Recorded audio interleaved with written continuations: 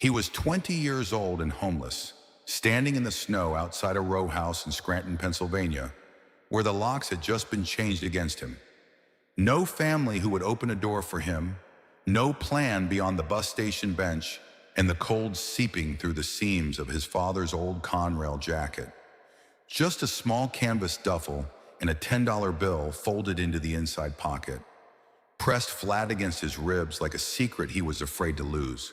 And with that $10, every cent he had left in the world, he bought an abandoned train depot at the end of a forgotten branch line in the Allegheny foothills of central Pennsylvania, in a township so small it had stopped appearing on the state highway map in 1972.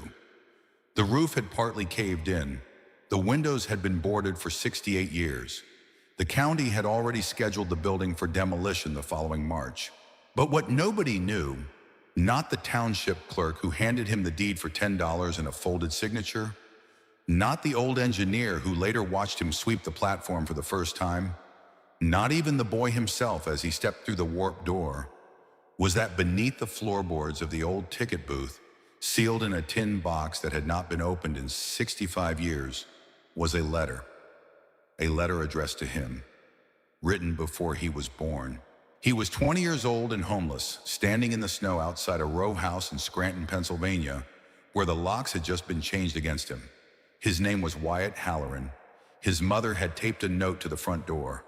Notebook paper, folded once, her handwriting. He read it twice, then a third time, because the third time was when his hand started to shake. The note said, "Wyatt, Roy and I have decided this is the best thing for everyone. You are an adult now. We need our own space. Please do not come back tonight, or any night. Please do not call. Mom." Wyatt looked up at the house. 2 stories, brick. The same row house his grandfather Patrick had bought in 1953 with money saved from 16-hour shifts on the Lehigh Division of the Pennsylvania Railroad. The same kitchen where his father Sean had eaten cornflakes every morning of his childhood. The same upstairs window where Wyatt himself had watched the Scranton snow come down for 19 winters. He tried the front door, locked. He walked around to the back porch, locked. The side door off the alley, the basement entrance, the window above the laundry sink that never quite latched right, locked, locked, locked. Every door in the house he had grown up in, locked against him. On the porch sat a cardboard box. Inside the box, his clothes folded the way his mother used to fold them.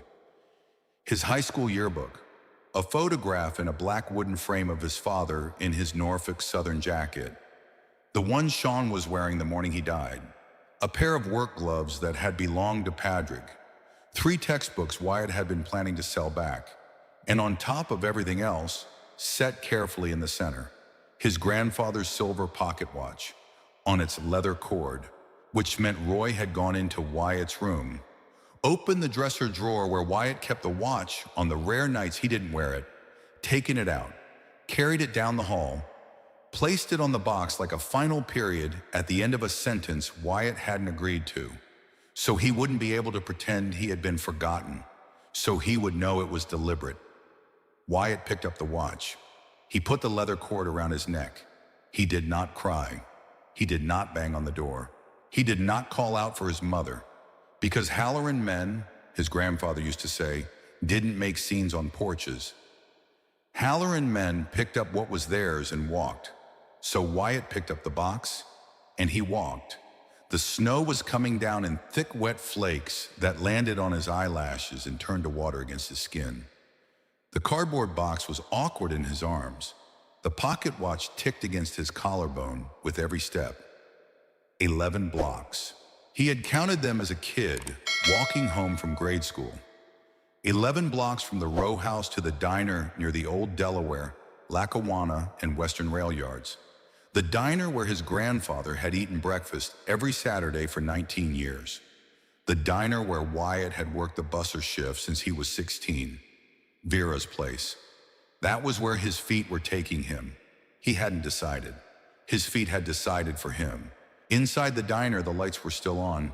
The closed sign was already turned out, but Vesna Kowalczyk was still wiping down the counter the way she did every night at 10:30, slow circles with a rag that had been red once and was now the color of weak tea.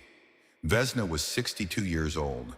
She had been widowed twice, once by a steel worker, once by a yard switchman on the old DL&W.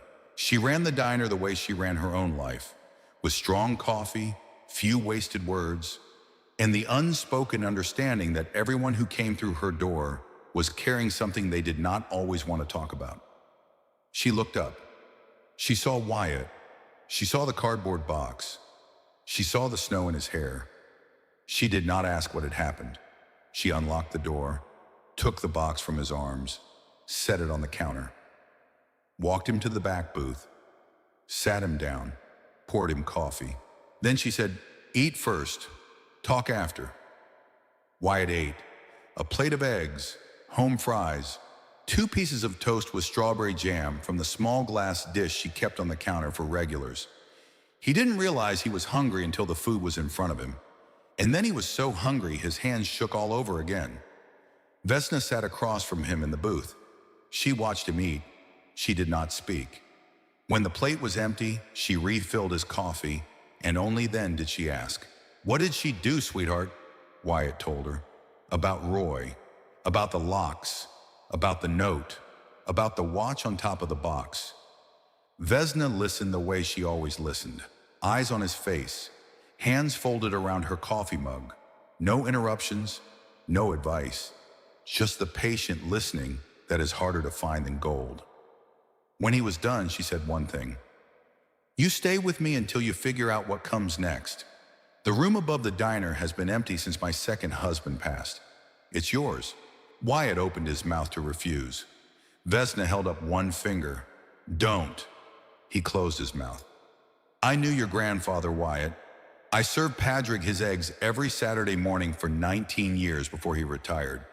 2 over easy, wheat toast, black coffee. He always left a $1 tip, even when $1 was a lot of money." She paused. "And I knew your father. Sean came in for coffee the morning before he died. He showed me a photograph of you in your Little League uniform. He was so proud he could barely sit still." Vesna's voice did not crack, but her hand on the coffee mug went very still. "Halloran men have always had a booth in this diner. As long as I'm alive, that booth stays open. You hear me, Halloran boy?" Wyatt heard her. To understand what Wyatt had just lost, you have to understand what he had been given first. His grandfather, Padraig, was the youngest of 7 children in a coal patch house in Lackawanna County. He quit school at 15 to take a job on the section gang because his father had died of black lung and the family had needed the wages. For 32 years, Padraig rode the cabooses of freight trains through every kind of Pennsylvania weather. Snow that piled higher than the brake wheels. Ice storms that froze the couplings shut. July afternoons when the steel rails radiated heat like an open furnace. He never missed a shift, not once, in 32 years. He carried a flat-top silver pocket watch on a worn leather cord in the breast pocket of his denim work shirt every day of his working life. Hamilton 992B, set to railroad time, accurate to within 10 seconds a year. A railroad man, Padraig used to say, should always know what time it is, because trains don't lie, and gravity doesn't lie, and steel doesn't lie. And a man who works the rails has a duty to the people on board to be exactly where he says he will be, exactly when he said he would be there. That was the whole of it, the whole of his philosophy, the whole of his religion. Wyatt's father, Sean, had grown up listening to those stories at the kitchen table in the Scranton row house. He told everyone he was going to do something different with his life, something that didn't involve diesel fuel and frostbitten hands. For 2 years after high school, Sean worked in an insurance office in downtown Scranton. He wore a tie. He filed claims. He sat under fluorescent lights from 8 to 5. Then on a Monday morning in 2003, he walked into the office, set his nameplate on his desk, walked back out, and applied for a job on the Norfolk Southern Track maintenance crew.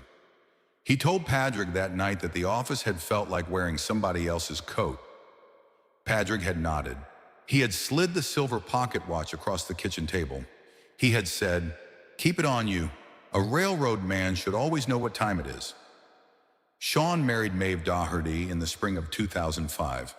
Wyatt was born the following autumn in Moses Taylor Hospital with his father's strong hands and his grandfather's quiet eyes.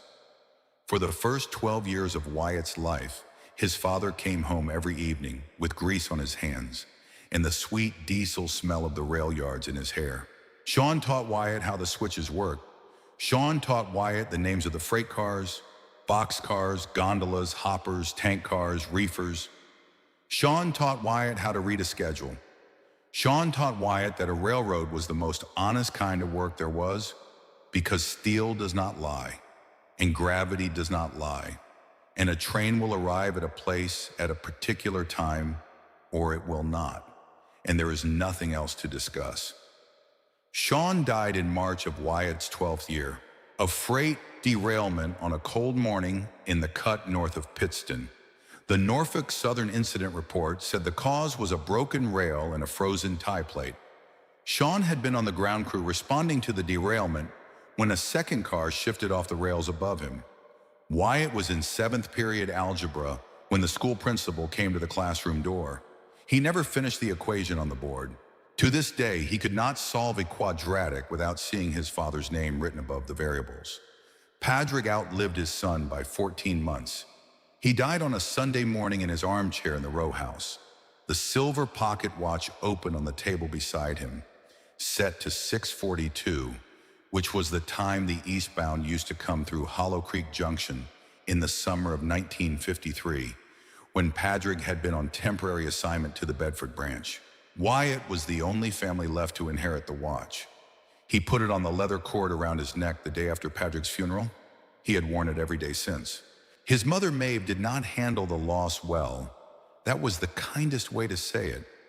Maeve had loved Sean with the kind of total devotion that some women bring to a single man in their lives. The kind that does not survive the man. The kind that, when the man is gone, leaves a woman looking for something to fill the shape he used to fill. For the first year, she barely left the house. For the second year, she went to a grief support group in the basement of St. Peter's Cathedral on Wyoming Avenue. That was where she met Roy Crocker.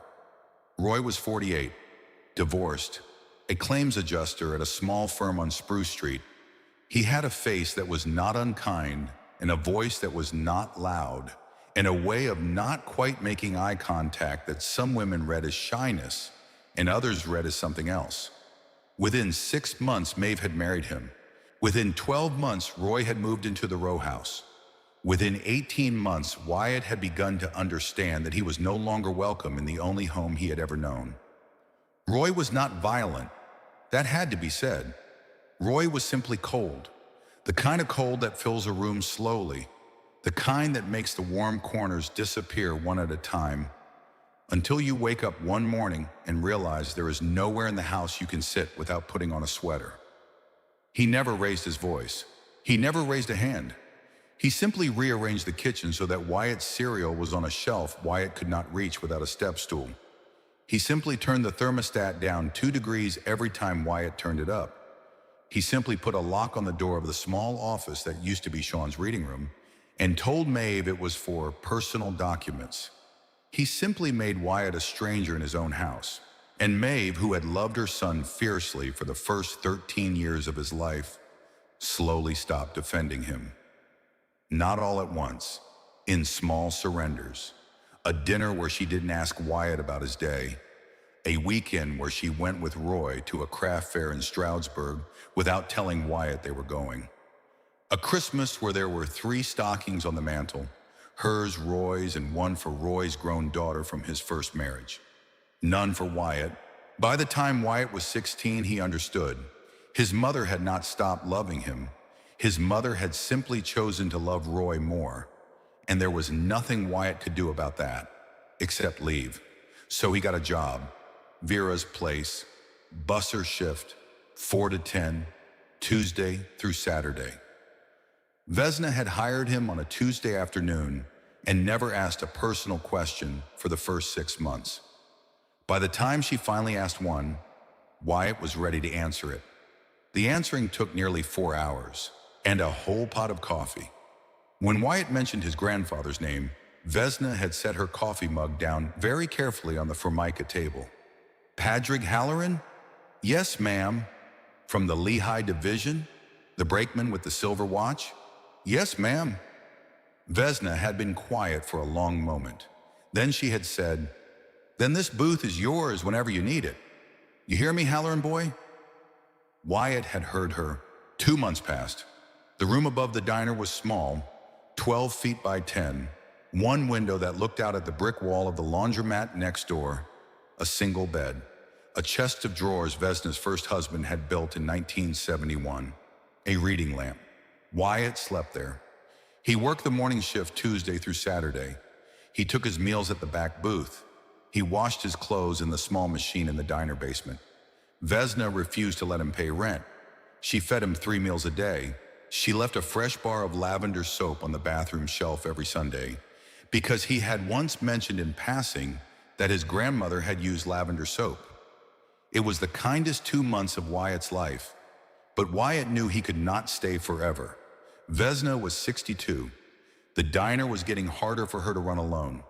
The lunch rush wore her out by 2 o'clock most days, and she had to sit down on the stool behind the register for a full 10 minutes before she could face the dinner shift. Wyatt did not want to become a person who needed somebody else to carry him. His grandfather had not raised that kind of man. His father had not raised that kind of man. He started looking for a place of his own. An apartment in Scranton was out of the question on diner wages. He looked at rooms for rent in the rougher neighborhoods up by the old Hyde Park section. He looked at boarding houses out toward Dunmore. He could not bring himself to take any of them. Then one evening in early April, sitting in the back booth with a cup of coffee and the diner's old laptop that Vesna kept for the customers, he typed cheapest property Pennsylvania into the search engine, just to see. The 5th result was a county surplus auction page from a place called Penn Forest Township in the Allegheny foothills north of Bedford. The page listed 11 abandoned buildings being sold for nominal fees ahead of a planned demolition: a Grange Hall, a one-room schoolhouse, a creamery, a blacksmith shop, a dance pavilion, and near the bottom of the list, a building described as former Penn Central / PRR Branch Line Depot, Hollow Creek Junction, abandoned 1958, scheduled for demolition March of next year. Price, $10. Wyatt sat very still. He read the listing 3 times. A train depot, for $10. He turned the laptop around on the table the next morning when Vesna sat down across from him with her own cup of coffee. She read the listing carefully through her reading glasses. She looked up. She said, "Halloran boy." "Yes, ma'am." "Hollow Creek Junction.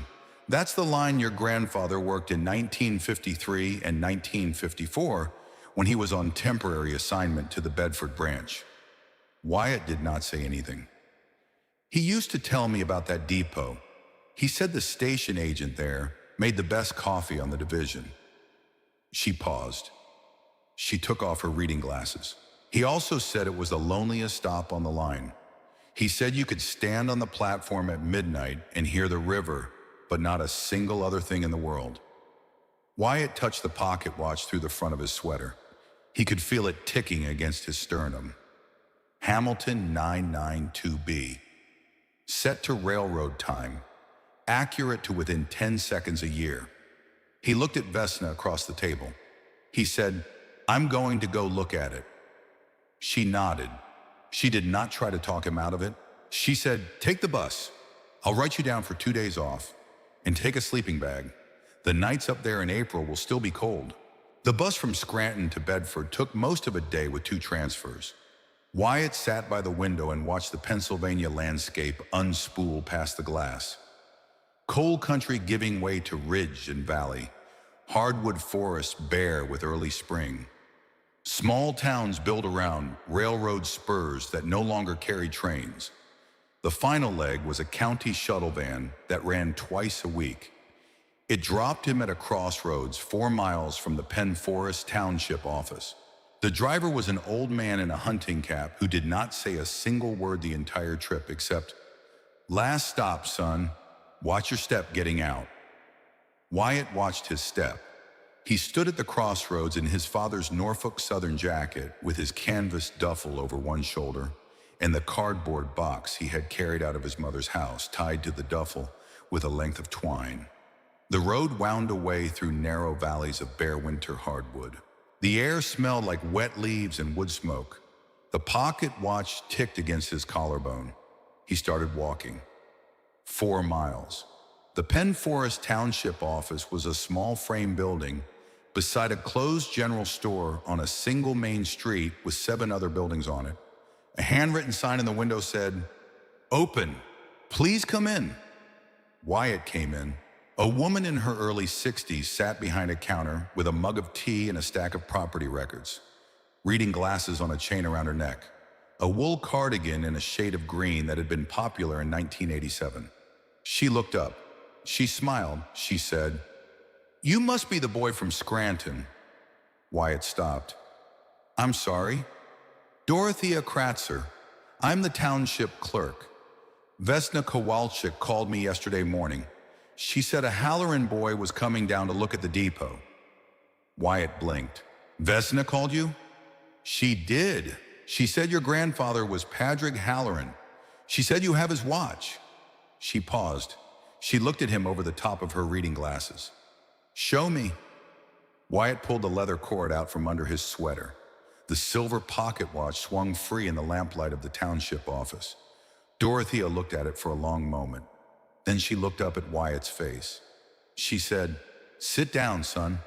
There's something you should know before we drive out to the depot." Wyatt sat. Dorothea pulled a deed book from a shelf behind her. The book was old. The leather binding cracked along the spine, the pages inside the color of weak tea. She opened it to a page that had been waiting for years. In 1958, when the branch line was closed, the Pennsylvania Railroad sold the depot to Penn Forest Township for $1. The understanding was that the township would maintain it or demolish it within a reasonable period.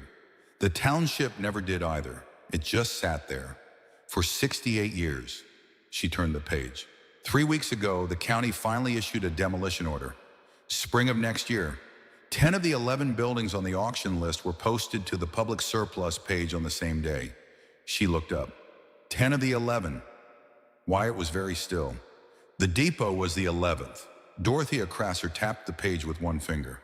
Hollow Creek Junction was not on the original list. It was added to the surplus page late one evening in early April by someone in this office. After hours, she paused. That someone was me. Wyatt did not understand. Why? Dorothea closed the deed book. She set both hands on top of it. She looked at him for a long moment. She said, "Because 39 years ago, in the autumn of 1987, your grandfather Padraig Halloran came down to Penn Forest Township on his own time, not on Norfolk Southern business. He sat in the back booth of the diner that used to be next door. He had a cup of coffee. He talked to me for 2 hours. I was 24 years old, working my first year as the township clerk. And he told me a story about a man named Harlan Bohr, who had been the station agent at Hollow Creek Junction from 1932 until the day the branch closed in 1958.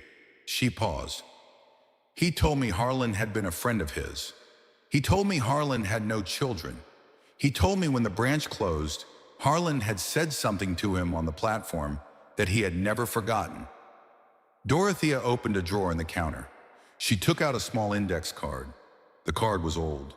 The handwriting on it was not hers. She read it aloud. Padraig, tell whoever needs the depot next that the door's unlocked. The coffee is in the kettle. The schedule is in its bones. H. Bohr, June 17, 1958. Dorothea set the card down on the counter. Your grandfather gave me that card in 1987. He told me to keep it. He told me one day somebody from his family would come looking for the depot. He said when they did, I should know what to do. She looked up at Wyatt.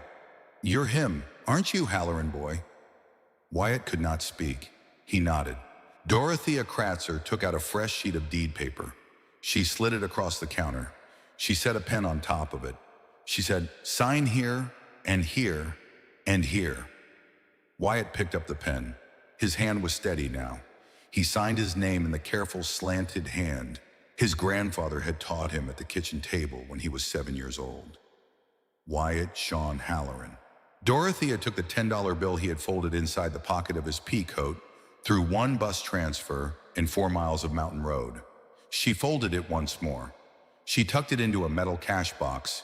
She stamped the deed with a brass stamp that made a soft, flat sound in the quiet office. "It's yours." She looked up. She smiled the way a woman smiles who has finally finished a job she's been carrying for 39 years. "Welcome to Hollow Creek Junction, Mr. Halloran. My husband has the truck out front. Let's go see your depot." Dorothea's husband was a man named Lou Kratzer. He was 63 years old. He drove a green Ford F-150 with a cracked windshield and a Pennsylvania flag sticker peeling off the back bumper. He did not say much. He shook Wyatt's hand once. Hard, like a man who had been shaking hands hard since 1979. He said, "Get in, son. Mind the seat. The springs go through if you sit too far left." Wyatt got in. Dorothea climbed in after him. Wyatt in the middle, the deed folded inside the pocket of his pea coat, the $10 bill gone, the pocket watch ticking against his collarbone. The truck rattled down the main street of Penn Forest Township and turned left onto a gravel road that ran along an embankment. Lou said, "Old rail bed, tracks pulled in 61. We're driving where the train used to run." Wyatt looked out the window, a long, straight scar in the woods, the ballast still showing in patches where the leaves had not yet covered it. He could see it now, the shape of where the trains had been. The truck rolled for a mile and a half. The hardwoods opened into a clearing. And then, there it was, Hollow Creek Junction, a single-story building of dark red, board and batten siding faded to the color of dried clay. A wide overhanging eave that ran the length of the platform side. A peaked shingle roof with a small bay window projecting toward where the tracks had once been. A tall brick chimney rising from the back wall. Wyatt did not move. Lou cut the engine. The clearing was very quiet. Somewhere beyond the trees, water moving over stone. The creek, the one Padraig used to talk about. Above the bay window, painted in faded white letters on a dark green board. Still legible after 68 years. Hollow Creek JCT. Penn R.R. Wyatt stepped out of the truck. His knees nearly went, because it looked exactly the way his grandfather had described it. Exactly. Dorothea unlocked the padlock on the waiting room door. She handed Wyatt the key on a small brass ring. She said, "There's a bench inside that'll do for sleeping if you've got that sleeping bag. I'll come back in 2 days. Lou will leave a 5-gallon water jug on the platform and a kerosene lantern." Wyatt nodded. He could not speak. Dorothea touched his arm once, lightly. She said, "Your grandfather would be proud, Halloran boy." Then she got back in the truck. The truck pulled away down the old rail bed. The sound of the engine faded into the trees, and Wyatt was alone, in the clearing, with the depot and the silence. He stood very still, for a long time. He did not know how long. Then he stepped through the warped door of the waiting room. The air inside smelled like cold cinder and old paper, and the faint sweet smell of pine boards. A single long room with a slate floor scuffed soft by 68 years of feet. Dark wainscoted walls, a wooden bench running along one wall, a black pot-bellied stove in the corner with its door hanging open. And at the far end of the room, the closed wooden door of the ticket booth set into the wall beneath the bay window. Wyatt walked the length of the room slowly. He put his hand on the cold iron of the pot-bellied stove. He put his hand on the wooden bench. He put his hand on the closed door of the ticket booth. He turned the brass knob. The door swung open, 6 feet square, a high wooden agent's desk facing the bay window. a tall wooden stool behind the desk, a row of pigeonholes built into the wall above the desk for waybills and receipts, a small iron safe with a combination dial sitting on the floor in the corner, a chalkboard mounted to the wall for writing arrival and departure times. The last entry still ghosted in faint white chalk, 6:42 p.m. eastbound. Final. Wyatt sat down on the stool. He looked out through the bay window at the empty railed. He thought about his grandfather, 23 years old in the summer of 1953, sitting on a stool exactly like this one, watching the same window, waiting for the eastbound to come in from Bedford at 6:42 in the evening. Wyatt slid off the stool. He looked down at the floorboards. The boards directly beneath the stool were a slightly different color than the surrounding boards. Darker, as if they had been replaced at some point and had aged differently. Wyatt knelt down. He ran his fingertips along the seam where the darker boards met the lighter ones. He felt a gap, a deliberate gap, smooth cut, the kind of gap that does not happen by accident. His heart began to beat very hard against the silver pocket watch on its leather cord. He went back out to the freight room. He found a piece of flat iron that might once have been part of a switch lever. He came back. He used it to pry up the edge of the dark boards. They came up together in a small section, about 18 inches square, hinged on a single pair of leather hinges that had hardened with age but had not broken. Underneath was a small wooden compartment fitted into the floor joist. Inside the compartment, lying on a piece of old oilcloth, a tin lock box, a sealed envelope, and a folded American flag. 48 stars, triangular military fold. Wyatt lifted them out one at a time. He set them on the agent's desk in the slanting light from the bay window. He sat down on the floor in front of the desk. He did not stand up. He did not move to the stool. He sat on the slate floor of the ticket booth like a child at his grandfather's feet. He opened the lockbox first. Inside, in neat rows, bundled banknotes, old-style United States currency from the 1930s, 1940s, and 1950s, 20s and 50s, a small stack of hundreds held together with paper bands that crumbled at the edges when he touched them. He counted slowly. The total was $9,320. Beneath the bills, a small leather pouch.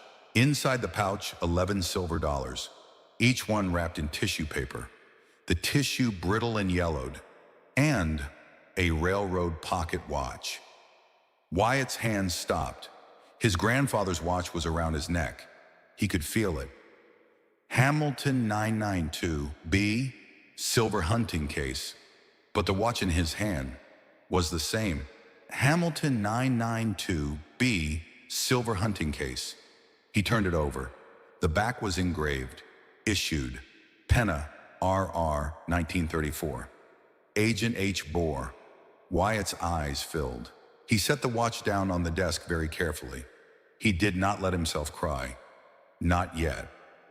He picked up the envelope. The paper was heavy, cream-colored. The ink on the front faded brown but still legible, in a careful slanted hand. The same slant Padraig had taught Wyatt at the kitchen table. The slant of a railroad man's signature on a waybill. To whoever finds this. Wyatt opened it. The letter was 3 pages long, folded in thirds. The fold soft from 65 years of waiting. He read aloud.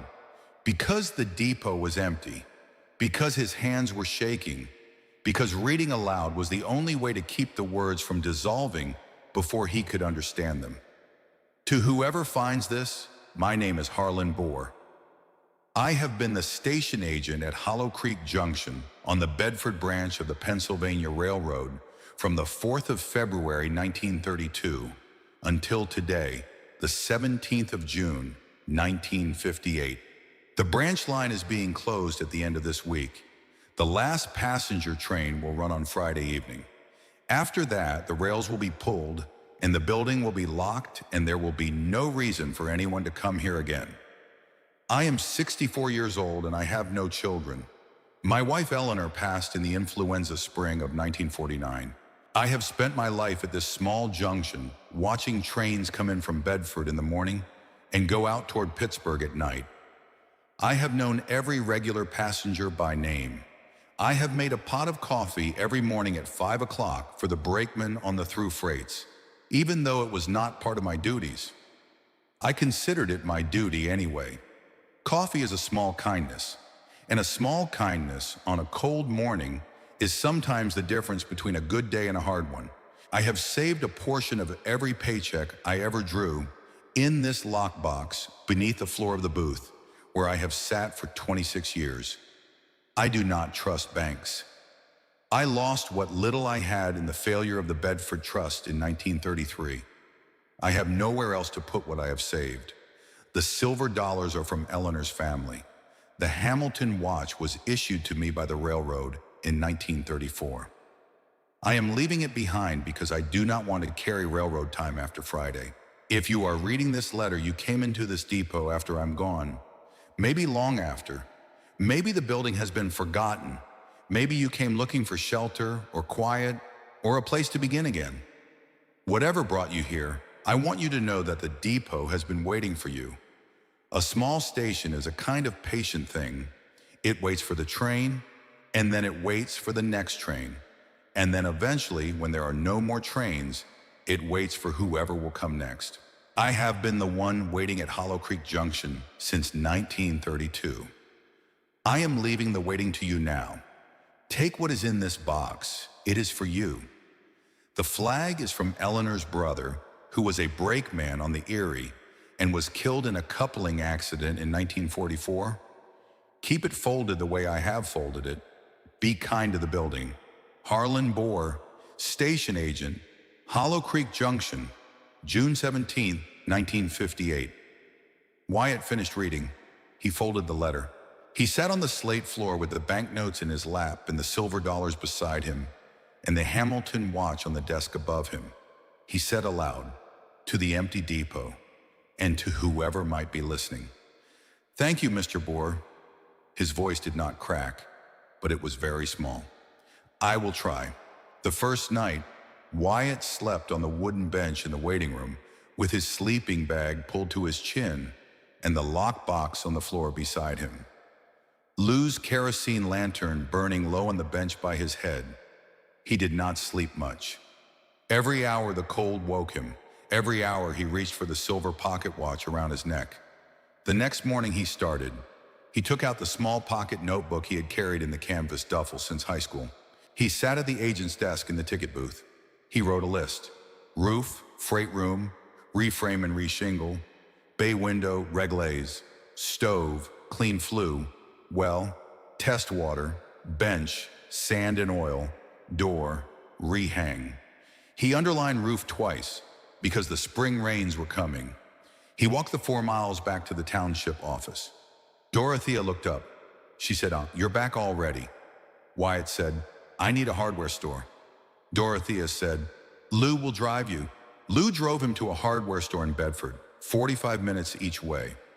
Wyatt bought a bundle of cedar shingles, a bucket of roofing tar, a claw hammer, a handsaw, a box of galvanized nails, a pair of work gloves. He paid in $20 bills from Harlan's lockbox. The cashier did not look twice. The bills were old, but the bills were still legal tender. Wyatt was very careful with the money. He spent it the way Harlan Bohr would have spent it, in small, careful amounts. The rest he put in a lockbox at a credit union in Bedford, because Harlan had not trusted banks. But Harlan had not lived to see federal deposit insurance. Wyatt had. The roof took him 3 weeks. He learned to shingle by watching a video on the library computer in Bedford. He made mistakes. He corrected them. He cut his thumb the first day. He bandaged it with duct tape and a clean handkerchief. He kept hammering. By the end of the 3rd week, the freight room roof was tight. He stood on the platform in the rain that came the next afternoon. He watched the water run off the new shingles. It ran clean. It did not pool. It did not drip through into the freight room. He laughed out loud, a short, surprised laugh. The first laugh that had come out of his body since the night his mother locked the door. The bay window came next. The old glass had been broken in 3 of the 6 panes. Wyatt measured each pane carefully. He drove to a glass shop in Bedford. He paid for new glass cut to size. He came back. He set the glass in the frames. He puttied each pane the way an old man at the diner counter in Bedford had shown him. The old man's name was Augie Klein. Augie was 70 years old. He had been a blacksmith for 41 years before he retired. He had a face like a topographical map of Pennsylvania. He came out to the depot one Saturday in late April with his own tools and a wooden crate. He showed Wyatt how to set hinges so the door would swing true. He showed Wyatt how to plane a board so the saw curve disappeared. He showed Wyatt how to drive a finish nail with 3 taps in a set. He did not let Wyatt pay him. He said, "Boy, I'm 70 years old. My hands forget how to work if I don't use them. You're doing me a favor." He came back twice more. He brought a thermos of black coffee both times. He drank his coffee on the platform bench while Wyatt finished the bay window. He looked at the empty rail running away into the trees. He said, "My father used to ride this line. He worked the section gang out of Bedford. He used to come home and tell my mother that the Hollow Creek agent made the best coffee on the division." Wyatt looked up from his putty knife. Augie smiled at his coffee. "Funny, the way old stories find their way back." In the second month, Cyrus Linwood came. Cyrus was 78 years old. He had been a Norfolk Southern engineer until 1998.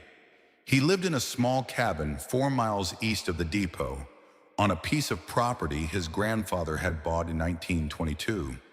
Dorothea had told him about Wyatt. Cyrus had not driven down the old rail bed in 20 years. But the morning he heard a Halloran boy was reopening the Hollow Creek Depot, he started his old Ford pickup. He drove down. He brought a wooden crate with him in the truck bed. The crate had been sitting in his attic for 40 years. Inside the crate, a brass conductor's lantern, a Pennsylvania Railroad porcelain mug, a stack of timetables from 1953, 1954, 1955. A section of original rail with the date 1928 stamped into the web. A leather book of brakeman's hand signals. Cyrus carried the crate up onto the platform. He set it down. He looked at the bay window with the new glass. He looked at the new shingles on the freight room roof. He looked at Wyatt. He said, "Halloran boy."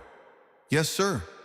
"You are exactly the right shape of your grandfather, through the shoulders, and the way you stand." Wyatt did not know what to say. Cyrus did not need him to say anything. He sat down on the platform bench. The new bench Augie had helped Wyatt sand smooth. Cyrus took out a pipe. He did not light it. He just held it between his teeth. He said, "Show me the watch." Wyatt pulled the leather cord out from under his sweatshirt. He took off the watch. He handed it to Cyrus. Cyrus held it in both hands, like a man holding a bird that might still fly. He turned it over. He read the engraving on the back. P. Halloran, P.R.R., 1949. Cyrus closed his eyes. He breathed in. He breathed out. He opened his eyes. He said, "Show me the other one." Wyatt blinked. "What other one?" Cyrus did not look at him. He said, "The Hamilton with the engraving, issued Pennsylvania Railroad, 1934, Agent H. Bohr. Show me." Wyatt's mouth went dry. "How did you know?" Cyrus smiled at the empty rail. "Because I am 78 years old, son, and I have been waiting most of my life to find out what was under that floor." Wyatt went into the ticket booth. He came back with the second watch. He handed it to Cyrus. Cyrus held both watches now, one in each hand. He looked at them for a long time. Then he said, softly, to no one in particular, "In the autumn of 1953, I was a brakeman trainee on the Bedford branch. I rode through Hollow Creek Junction every Tuesday and Friday morning at 5:15 on the eastbound through freight. Harlan Bohr always had coffee for us, black, in porcelain mugs, 4 sugars in the bowl on the counter. He paused. And there was another brakeman trainee on that crew, 23 years old, from Lackawanna County. He had a flat-top silver pocket watch on a leather cord. He used to set it by Harlan's wall clock every Tuesday morning before the train pulled out.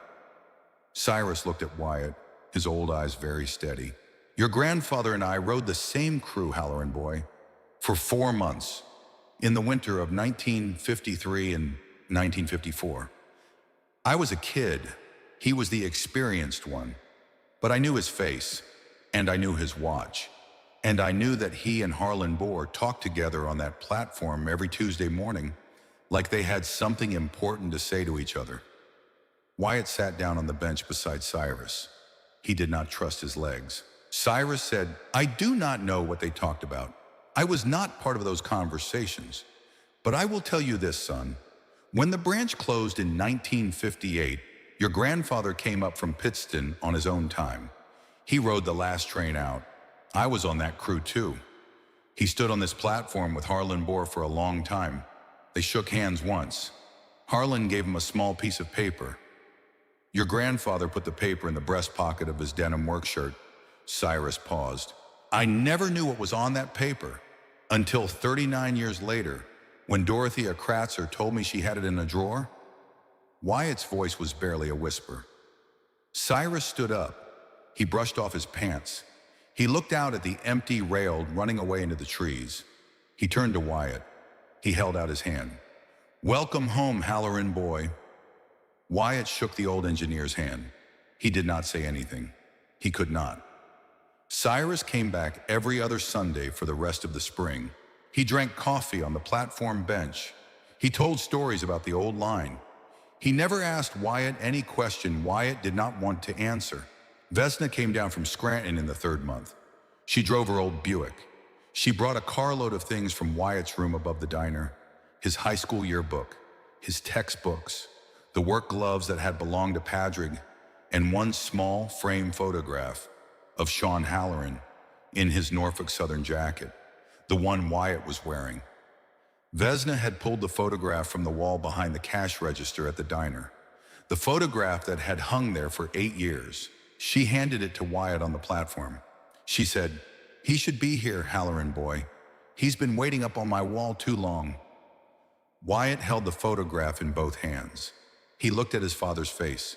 He had not been able to look at it in 8 years. He looked. His father was 34 years old in the photograph, the Norfolk Southern patch on the shoulder of the jacket, a coffee cup in his hand, standing on the platform of the rail yard in Scranton on the morning of his last shift. Wyatt's eyes filled. He did not stop them.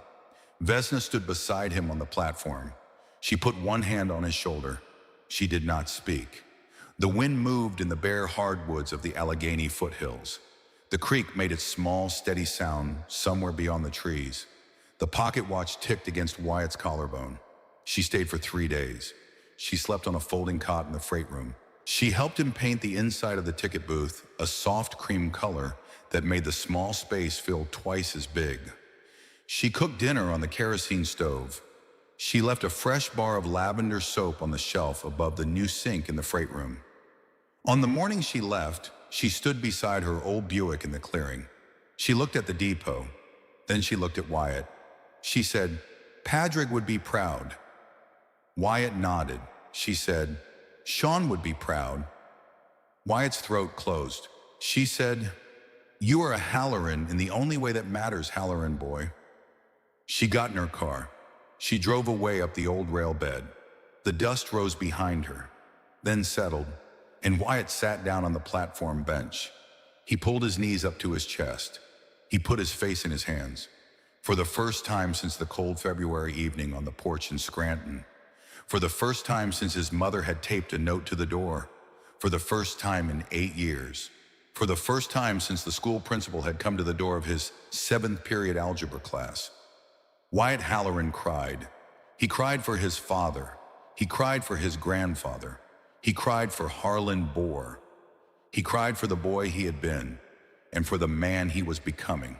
June came, then July, then August. The rebuilding settled into something that was not quite work and not quite worship. Wyatt rose at 5 o'clock every morning, the way Harlan Bohr had risen at 5 for 26 years.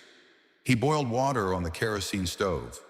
He ground beans Vesna had sent down from a roaster in Scranton. He poured the grounds into the pot. He waited.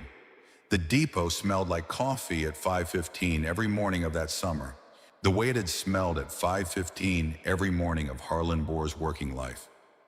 Wyatt did not plan for it to happen this way. It just happened. The first week of June, a hiker came down the old rail bed.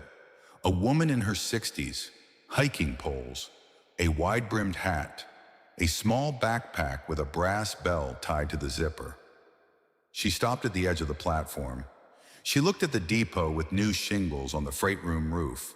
She looked at Wyatt sweeping the slate floor of the waiting room through the open door. She said, "I'm sorry, I thought this place was abandoned." Wyatt set down the broom. He looked at her. He smelled the coffee on the kerosene stove. He said, "It used to be." She blinked. He said, "Would you like a cup of coffee?" She came up onto the platform. She sat on the bench Augie had helped him build. Wyatt brought her a porcelain mug from Cyrus Linwood's wooden crate. Pennsylvania Railroad. The Keystone logo faded but still there. He poured the coffee. She took the first sip. Her face did something complicated. She said, "Oh." She said it softly, like a woman who had just remembered a song she had not heard in 50 years. She said, "Oh, that's good." She drank the whole mug. She left a $5 bill on the bench when she walked away. Wyatt did not chase her down the rail bed. He picked up the $5 bill. He folded it once. He put it in a tin can he had washed out from a can of stewed tomatoes. He set the tin can on the bay window shelf. It was the first dollar Hollow Creek Junction had earned since June 17, 1958. By the second week of June, the tin can had $4 more in it, and a jar of wild honey, and a loaf of bread wrapped in a clean dishcloth. By July, the can had over $100 in a folded note. The note said, "To the boy at the depot, my grandfather was a brakeman on the Bedford branch in 1956. He used to talk about the coffee at Hollow Creek Junction until the day he died. Thank you for opening the door again. A grateful stranger." Wyatt read the note. He read it twice. He folded the note. He put it in the lockbox where Harlan Bohr's letter was kept. The two pieces of paper rested side by side now. One written in 1958, one written in 2026. Both addressed to him. By August, the depot had become something it had not been since the Eisenhower administration. A place where people stopped on purpose.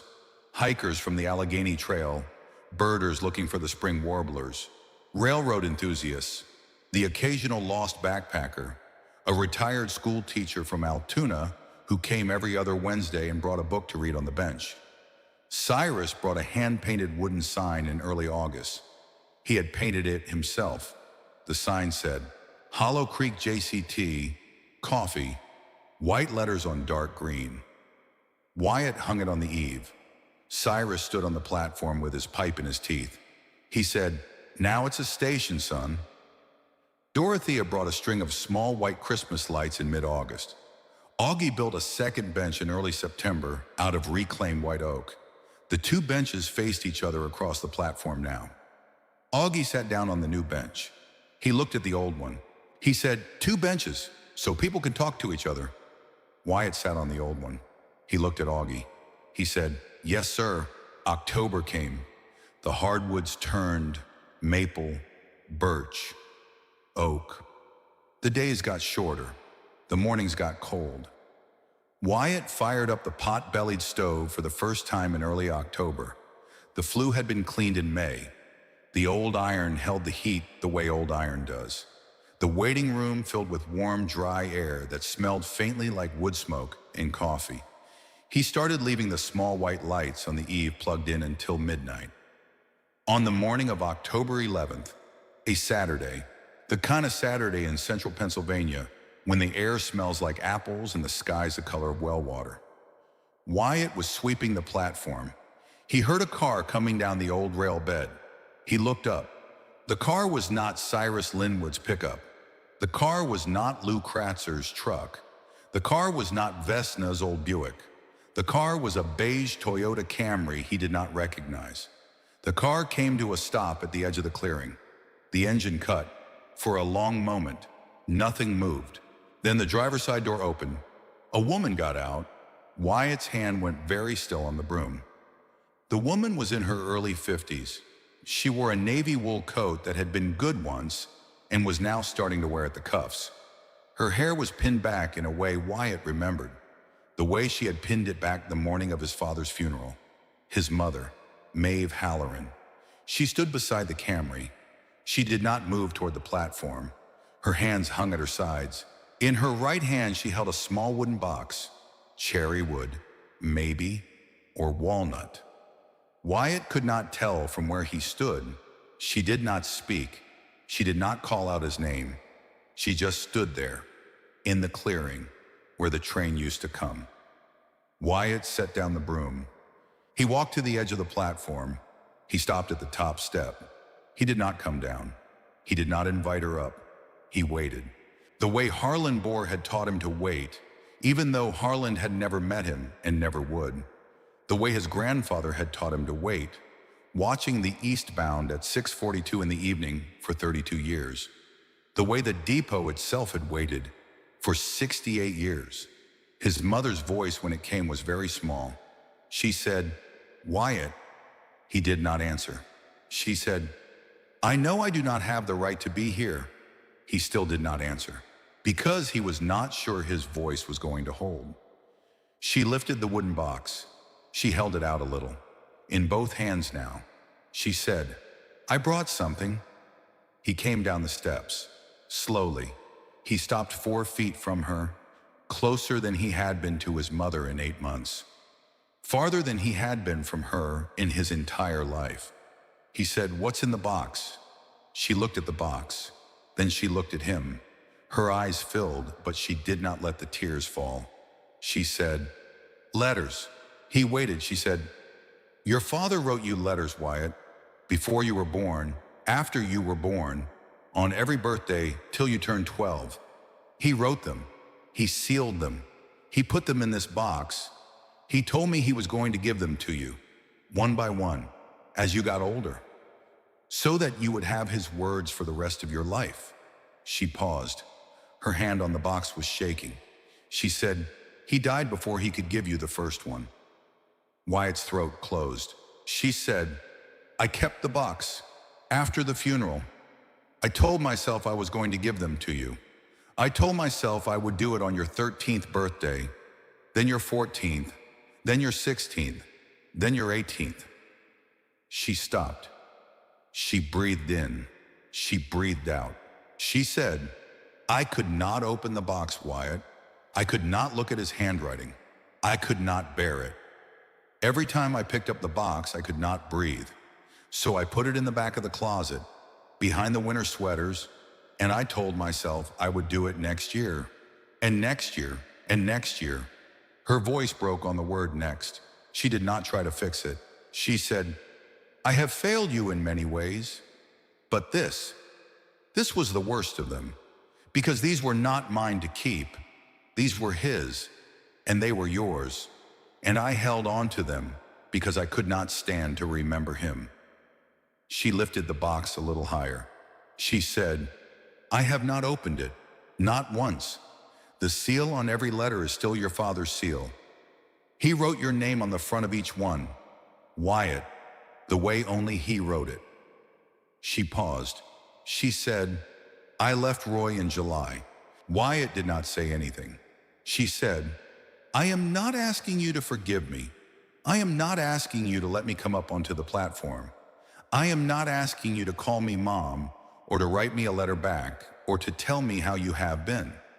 I have no right to any of those things." She stopped. The October wind moved in the hardwoods. A leaf came down between them. It landed on the platform step. She said, "I am only asking if you will let me, if you would let me, to sit on that bench for 1 cup of coffee with my son." Wyatt looked at his mother. He looked at the box in her hands. He looked at the way her shoulders were held. the way a woman holds her shoulders when she has been carrying a thing too heavy for too long. He thought about Harlan Bohr, who had written a letter to a stranger. He thought about his grandfather, who had stood on this platform in 1958 and shaken Harlan's hand. He thought about his father, who had walked out of an insurance office in 2003 and who had written letters to a son he would not live to see grow up. He thought about the 11 blocks in the snow, the 4 miles down the county road. He thought about a small kindness on a cold morning, sometimes being the difference between a good day and a hard one. He stepped aside. He gestured with one hand toward the platform steps. He said, "Come up, Mom." His mother's face did not break, but her knees did. She caught herself on the side of the Camry. She breathed in. She breathed out. She climbed the platform steps with the wooden box in both hands. Wyatt led her to the new bench, the white oak one, the one Augie had built. He sat her down. He went inside. He came back with 2 porcelain mugs from Cyrus Linwood's crate. He poured coffee from the pot on the kerosene stove. He handed her 1 mug. He sat down beside her, the 2 of them on the white oak bench, the wooden box between them on the bench. Sean Halloran's letters inside. For a long time, neither of them said anything.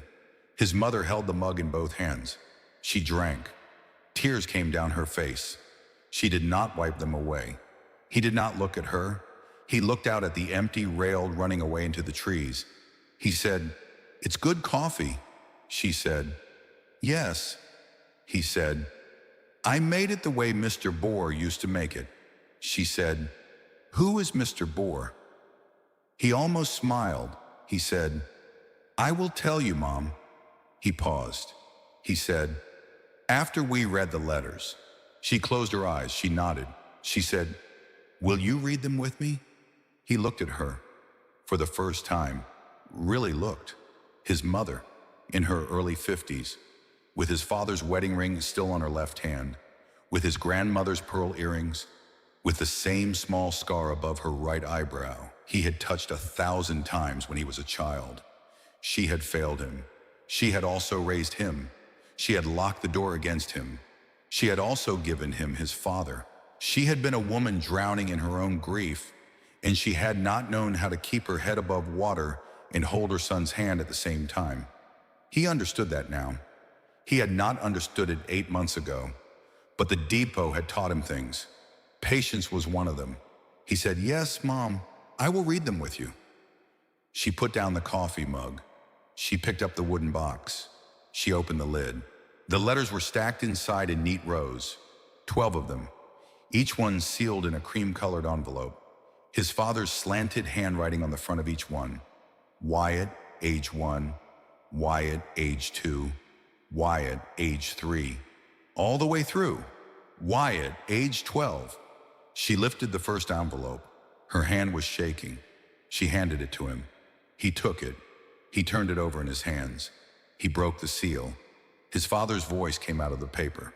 "My boy, you are 1 year old today.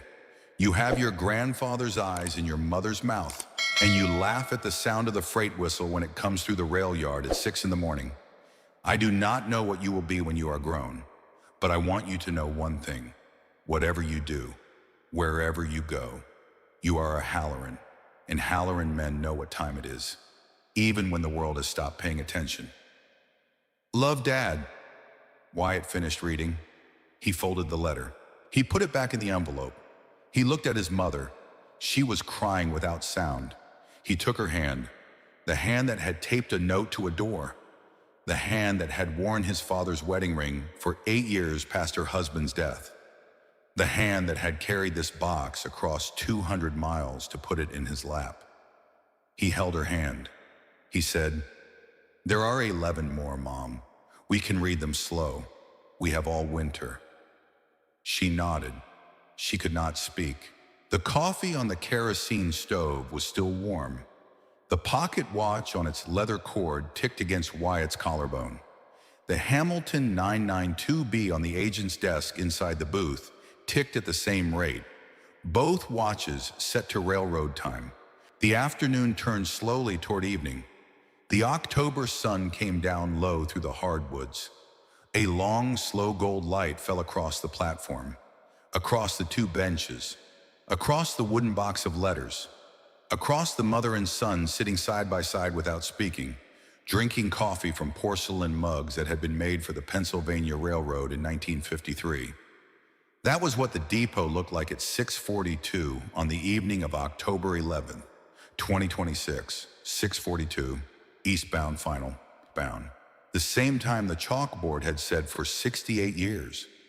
A small station does not stop being a station just because the trains have stopped coming. It keeps the schedule in its bones. It keeps the coffee in the kettle. It keeps the door unlocked. The way Harlan Bohr left it, the way Padraig promised, the way Sean would have wanted, the way Wyatt would keep it, for as long as he was the one waiting. Wyatt Halloran was 20 years old and he had $10 to his name. He spent it on an abandoned train depot in the Allegheny foothills of central Pennsylvania. It was the best $10 he ever spent.